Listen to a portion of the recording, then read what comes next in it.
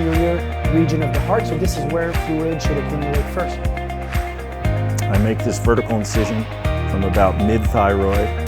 Before we did the trial, I never gave anyone steroids. Now I do. What's the function like in this example? Is it good, bad?